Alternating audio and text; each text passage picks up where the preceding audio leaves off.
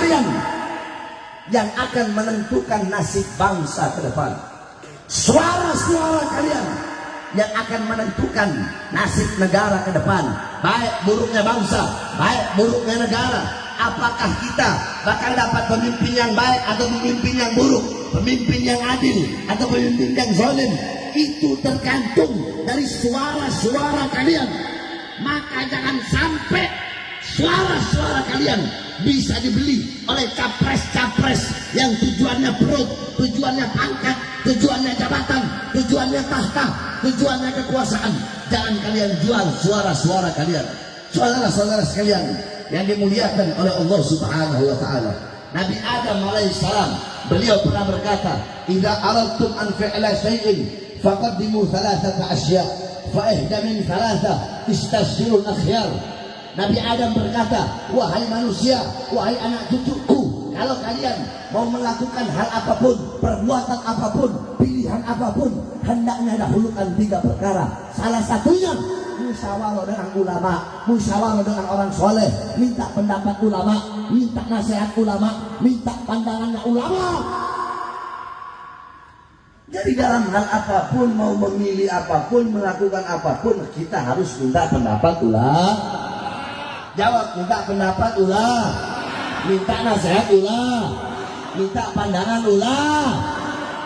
Makanya saya tanya semua masyarakat Tasik yang hadir di sini, ataupun yang dari Ciamis, yang dari Garut, yang datang di sini semuanya, saya tanya, tahun 2024 siap ikut komando ulama? Siap ikut komando ulama? Dalam memilih pemimpin, dalam memilih capres, siap ikut komando ulama? Siap ikut komando imam besar? Siap memenangkan siapapun, siap memenangkan calon capres yang dipilih dalam hasil istimewa ulama? Siap memenangkan? Siap memilih? Siap memenangkan? Allahu Akbar. Tapi yang saya maksudkan ulama di sini ulama yang lurus, ulama yang istiqomah. Jangan ikuti ulama-ulama anjing.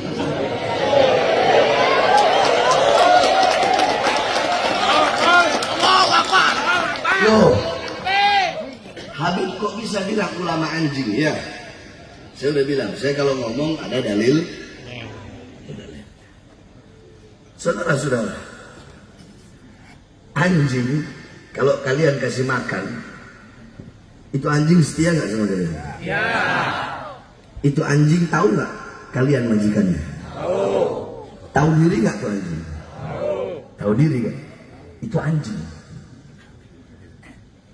Dia setia kepada majikan yang memberikan dia makan. Ada ulama, ada ustadz, ada kiai, ada habib.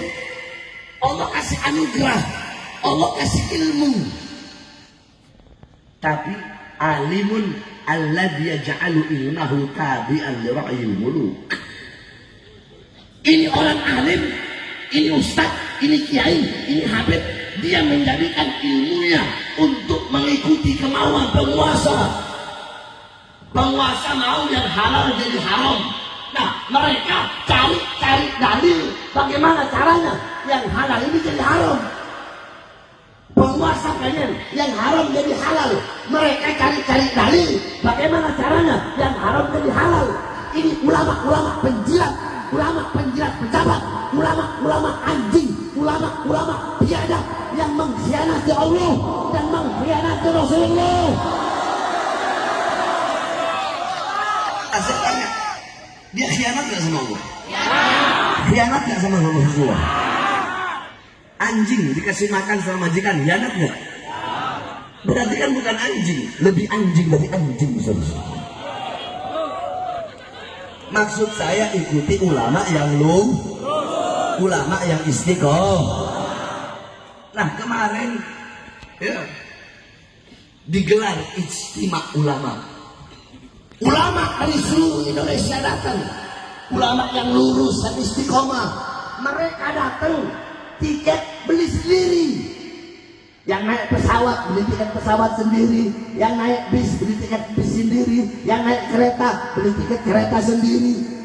nginep di hotel, bayar sendiri, makan, beli sendiri. Di sisi lain, ada ulama-ulama anjing tadi, yang dimana capresnya ngasih uang ke mereka. Nih uang, bagaimana caranya suara umat agak berikan kepada saya. Saya tanya, kalau ada yang begini, pertama, satu, ulama yang mengeluarkan hartanya, tenaganya, pikirannya untuk memilih capres. Yang kedua, ulama yang capres ngasih dia uang untuk suara umat kepada dia. Kalian pilih yang mana? Yang satu apa yang dua? Yang satu apa yang dua? Nah, berarti pintar orang Tasik.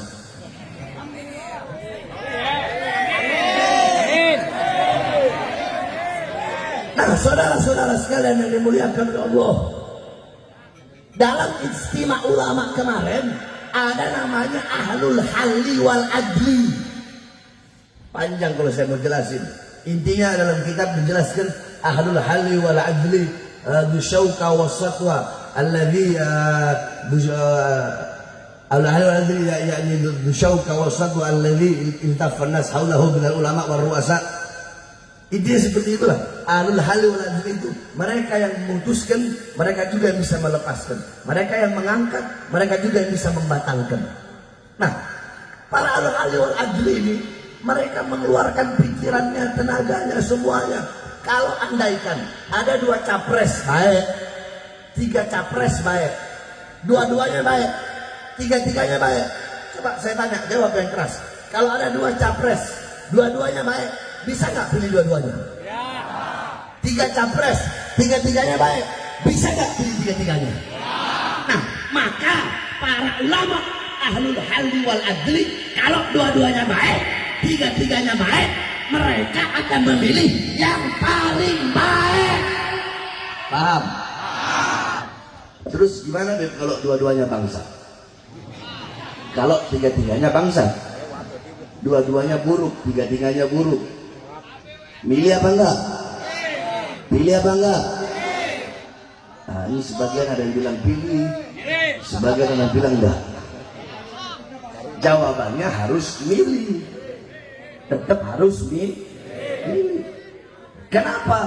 Sebab kalau kita nggak milih, bisa jadi yang jadi presiden yang paling banyak kebangsatannya, yang paling banyak keburukannya. Paham? Itu semua udah di apa namanya? Udah dipilih oleh para ulama ahlul halli wal adli. Ya, kalau tiga-tiganya buruk, maka yang dipilih yang paling ringan keburukannya. Kalau tiga-tiganya bangsat, yang dipilih yang paling ringan kebangsatannya. Saudara-saudara, mohon maaf, bahasa saya memang begini, nggak bisa dirubah-rubah. Ya saya begini ngomong bangsat, bangsa, biadab. Saya nggak mau jadi orang munafik, saudara-saudara. Ya ini Pak Harun Smith, mau terima syukur, nggak syukur silahkan, nggak ada masalah. Nah, saudara-saudara sekalian yang dimuliakan oleh Allah, setelah digelar ijtima ulama, maka keluarlah hasil dari tiga capres tersebut. Para ulama yang lurus, ulama yang istiqomah, yang berada di bawah komando imam besar, memilih, menentukan capres. Siapa yang dipilih? Yang dipilih, yang ditentukan adalah Anies Baswedan dan Muhaimin Iskandar, saudara-saudara.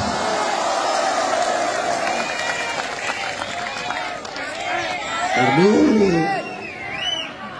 bentar, jangan seneng dulu kalian, jangan seneng dulu bertepuk tangan aja.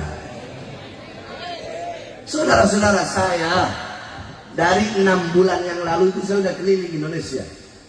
Untuk apa? Saya keliling Indonesia, Kalimantan, Sumatera, Jawa Barat, Banten, DKI, Jawa Tengah, Jawa Timur, Sulawesi, Lombok, NTB, Bima, Sate, sana saya keliling semua. Dari 6 bulan yang lalu. Kalau sama bulan sekarang berarti 7 bulan. Untuk apa saya keliling? Saya keliling Ijtima ulama belum digelar 6 bulan lalu. Untuk apa? Untuk menyerukan kepada umat, menyampaikan kepada umat, rakyat dan masyarakat untuk memilih capres yang dipilih dalam hasil ijtima ulama. Nah, sekarang kan kalian sudah tahu siapa capresnya. Setelah kami hitung selama 6 bulan saya keliling itu, total jumlah suara 7.800.000 saudara-saudara. Ya kalian bayangin aja, saya kalau ceramah satu malam itu paling sedikit 4 tempat. Kalau malam Sabtu, malam Minggu, malam Senin itu bisa 7, 8, 9 bahkan 10 tempat. Kalau satu tempat yang hadir 10.000 kali berapa? Nah, intinya ya, ngomong baiknya 7.800.000 suara yang saya hadiahkan untuk capres pilihan hasil ijtima ulama, itu Anies dan Muhaimin. Akan tetapi perlu saya ingatkan, hei Anies Baswedan, hei Muhaimin Iskandar, saya Muhammad Muslim akan keliling Indonesia. Saya akan serukan umat, akan ajak umat untuk pilih kalian berdua. Tenaga, sekuat tenaga, keringat saya tumpahkan, kalau perlu darah saya tumpahkan, harta saya keluarkan untuk memilih kalian, menyerukan umat agar kalian jadi presiden. Tetapi kalau nanti kalian jadi presiden dan wakil presiden, terus kalian khianati rakyat, khianati bangsa, khianati umat, khianati ulama, maka saya juga orang pertama yang akan melawan kalian dari kursi kepemimpinan. Allahu Akbar, Allahu Akbar. Saya tanya, kalau gini adil nggak? Adil nggak? Kita pilih-pilih. Tapi kalau nanti dia ingkar janji, ya kita lawan, betul? Betul? Betul? Nggak ada urusan, nggak ada urusan. Jangan fanatik buta.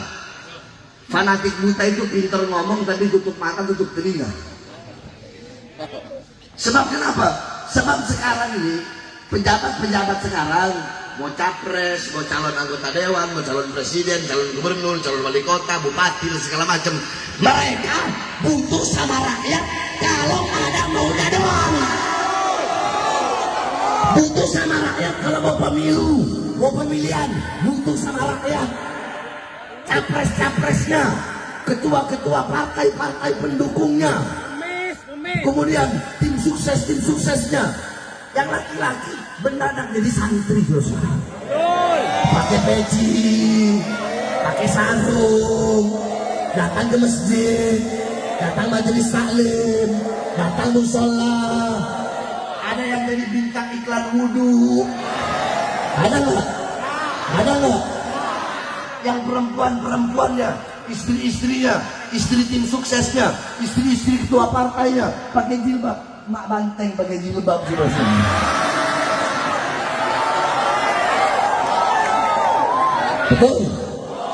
Mendadak jadi santriwati. Butuh sama rakyat kalau ada maunya doang. Saya berjanji, saya kalau jadi presiden kata capres, saya kalau jadi anggota dewan kata anggota dewan, saya kalau jadi gubernur kata gubernur, saya kalau jadi wali kota kata wali kota. Saya berjanji, saya tidak akan makan gaji saya sebagai presiden, sebagai dewan, sebagai gubernur, sebagai wali kota. Hei biadab, hei bajingan, kalian penipu, kalian pendusta. Iya memang kalian gak makan gaji kalian. Gaji presiden berapa? 60 juta, 40 juta. Kalian memang gak makan, tapi yang kalian makan ratusan triliun uang bangsa dan uang rakyat Indonesia. Betul? Betul? Gaji presiden 60 juta. Memang gak makan, tapi yang dimakan uang rakyat. Para koruptor bangsat dan biadab ini.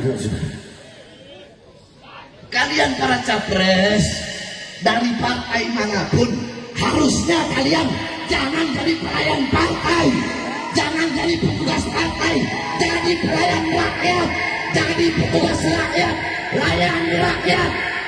Ini enggak, mentang-mentang presiden sombong, mentang-mentang panglima TNI, mentang-mentang Kapolri. Hei, kalian jangan bangga sama pangkat, jangan bangga sama jabatan kalian.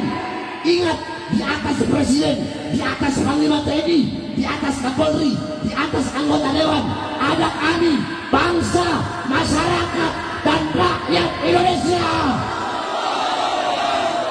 Saya tanya, gaji mereka dari siapa? Dari siapa? Dari siapa? Gaji mereka dari siapa? Pakaian mereka dari siapa? Rumah dinas mereka dari siapa?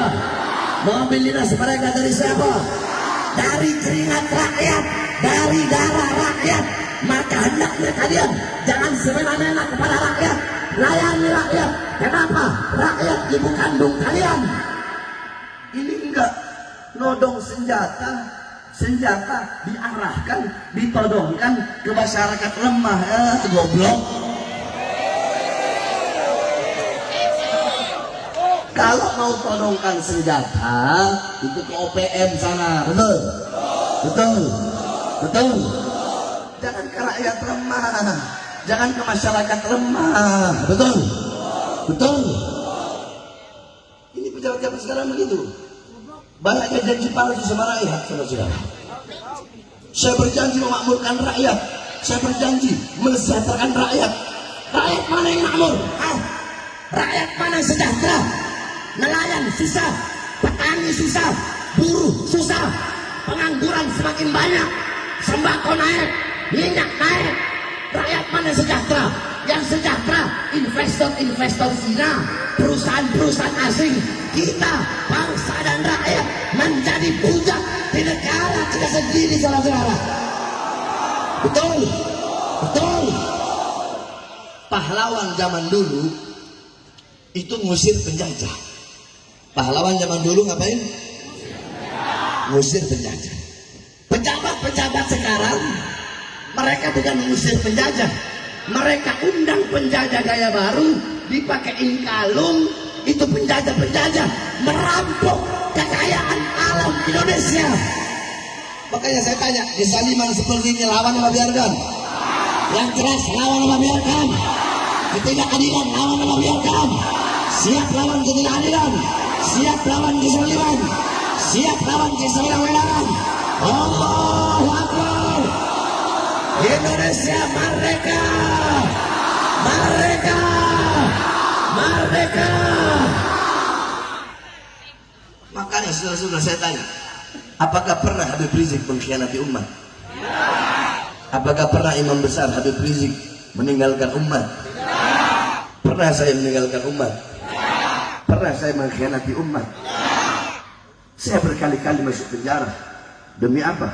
Demi menyampaikan kebenaran, demi menyampaikan keadilan.